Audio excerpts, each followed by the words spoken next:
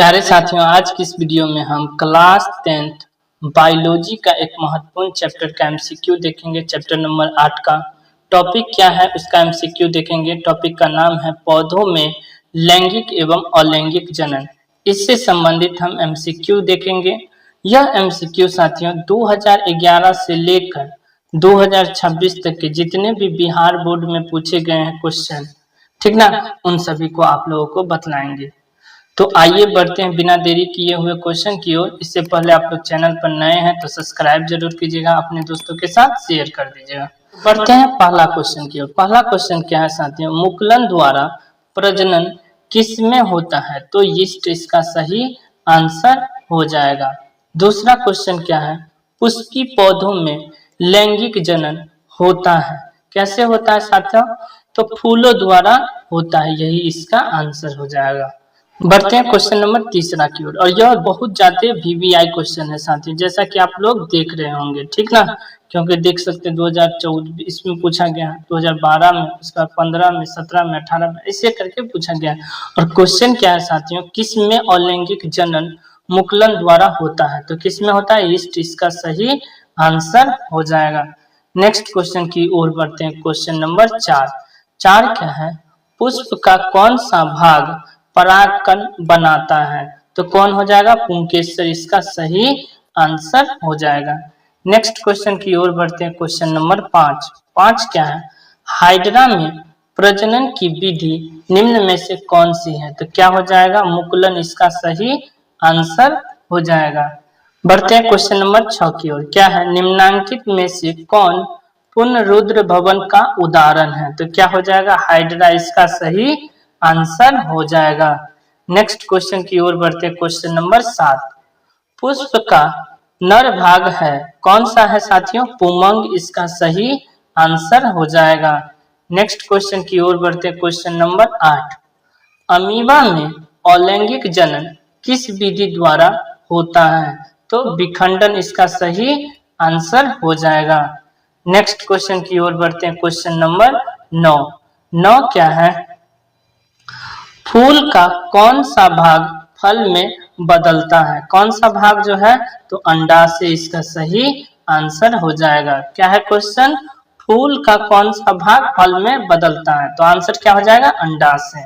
बढ़ते हैं question number 10 की ओर। 10 क्या है कि परागकण निम्न में से किसके अंदर बनते हैं? तो पराग कोश के अंदर जो है बनते हैं, ठीक ना। नेक्स्ट क्वेश्चन की ओर बढ़ते हैं। क्वेश्चन नंबर 11 क्या है, निम्नलिखित में किस में द्विखंडन नहीं होता है? द्विखंडन नहीं होता है पूछ रहा है, तो नहीं होगा, ईस्ट में इसका सही आंसर हो जाएगा। अगला क्वेश्चन क्या है, क्वेश्चन नंबर 12, बिल्कुल ध्यान से देखिए। एक लैंगी पादप का उदाहरण है, कौन सा हो जाएगा इसका सही आंसर? पपीता इसका सही आंसर हो जाएगा।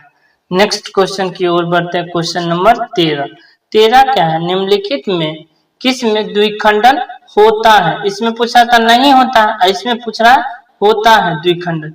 तो अमीबा में भी होता है, पैरामीशियम में भी होता है और युगलिना में भी होता है। तो इनमें से सभी इसका सही आंसर हो जाएगा, ठीक ना। बढ़ते हैं नेक्स्ट क्वेश्चन की ओर। क्वेश्चन नंबर क्या है, 14 क्या है साथियों, बिल्कुल ध्यान से देखिए। फूल में नर प्रजनन अंग है, तो पुंकेसर इसका सही आंसर हो जाएगा। अगला क्वेश्चन की ओर बढ़ते हैं। क्वेश्चन नंबर 15 क्या है, बीज विकसित होता है कैसे विकसित होता है? बीजांड से। किससे? बीजांड से, ठीक है। नेक्स्ट क्वेश्चन की ओर बढ़ते हैं। क्वेश्चन नंबर 16 क्या है, पूर्ण विकसित अंडाशय कहलाता है। तो पूर्ण विकसित अंडाशय क्या कहलाएगा? फल कहलाएगा, ठीक ना, यही इसका आंसर हो जाएगा। नेक्स्ट क्वेश्चन की ओर बढ़ते हैं। क्वेश्चन नंबर 17 क्या है, पौधों में जनन अंग कहाँ पाए जाते हैं? तो कहाँ पाया जाता है? पुष्प में पाए जाते हैं, यही इसका आंसर हो जाएगा। नेक्स्ट क्वेश्चन की ओर बढ़ते हैं। क्वेश्चन नंबर 18 क्या है, पराग कोश में होता है, क्या होता है? परागकण होता है, यही इसका आंसर हो जाएगा।